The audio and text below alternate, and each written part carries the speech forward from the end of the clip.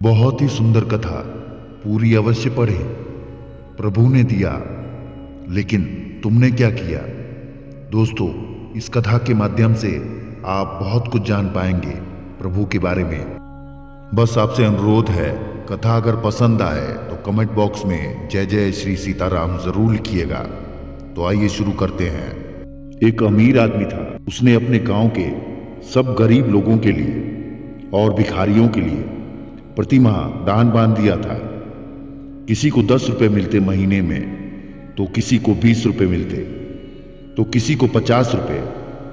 सभी लोग हर महीने की 1 तारीख को आकर अपने पैसे ले जाते थे। यह क्रम वर्षों से ऐसा चला आ रहा था। एक भिखारी था जो कि बहुत ही गरीब था और जिसका बड़ा परिवार था। उसे 50 रुपए हर महीने मिलते थे। वह हर महीने की 1 तारीख को आकर अपने पैसे ले जाता था। एक बार महीने की 1 तारीख आई। वह बूढ़ा भिखारी अपने रुपए लेने आया, लेकिन उस धनी सेठ के मैनेजर ने कहा कि भाई, थोड़ा अदला बदला हुआ है, अब से तुम्हें 50 रुपए की जगह सिर्फ 25 रुपए मिलेंगे। यह सुनकर भिखारी बहुत नाराज हुआ। उसने कहा, क्या मतलब? मुझे तो हमेशा से 50 रुपए ही मिलते रहे हैं और बिना 50 रुपए लिए मैं यहां से नहीं जाऊंगा। क्या वजह है 50 की जगह 25 देने की? मैनेजर ने कहा कि जिसकी तरफ से तुम्हें रुपए मिलते हैं, उनकी बेटी का विवाह है और उस विवाह में बहुत खर्च होने वाला है। और यह विवाह कोई साधारण विवाह नहीं, उनकी एक ही बेटी है, लाखों का खर्च है। इसी वजह से अभी संपत्ति में थोड़ी असुविधा है, इसलिए अब आपको 50 की जगह 25 ही मिलेंगे। उस भिखारी ने गुस्से से टेबल पर हाथ पटके और कहा, इसका क्या मतलब है? तुमने मुझे क्या समझ रखा है? मैं कोई बिरला नहीं हूं। मेरे पैसे काटकर और अपनी लड़की की शादी, अगर अपनी बेटी की शादी में लुटाना ही है तो अपने पैसे लुटाओ। पिछले कई सालों से उस बूढ़े भिखारी को 50 रुपए मिलते आ रहे हैं, इसीलिए वह आदी हो गया है, अधिकारी हो गया है। वह अपने आप को बड़ा मानने लगा है। उसमें से 25 काट लेने पर उसका विरोध कर रहा है।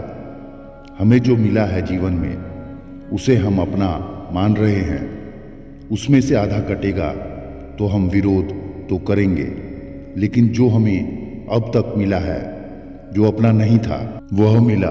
और क्या हमने उसके लिए कभी धन्यवाद भी दिया है? इस भिखारी ने कभी उस अमीर आदमी के पास जाकर धन्यवाद तक नहीं दिया कि तुम 50 रुपए महीने हमें देते हो, इसके लिए धन्यवाद। लेकिन जब कटेगा तो विरोध किया। जरा विचार करें, क्या हम कभी सुख के लिए भगवान को धन्यवाद देने मंदिर गए हैं? शायद ही किसी का जवाब हाँ में होगा। हम सभी अधिकतर बस दुख की शिकायत लेकर ही मंदिर गए हैं। जीवन जैसा सुंदर उपहार के लिए हमारे मन में कोई धन्यवाद नहीं है, लेकिन मृत्यु के लिए बड़ी शिकायत। सुख के लिए कोई धन्यवाद नहीं, लेकिन दुख के लिए बड़ी शिकायत। जब भी हमने भगवान को पुकारा है तो कोई ना कोई पीड़ा या दुख के लिए, क्या हमने कभी धन्यवाद देने के लिए भगवान को पुकारा है? दुख में सुमिरन सब करे, सुख में करे न कोई। जो सुख में सुमिरन करे, दुख काहे को होए।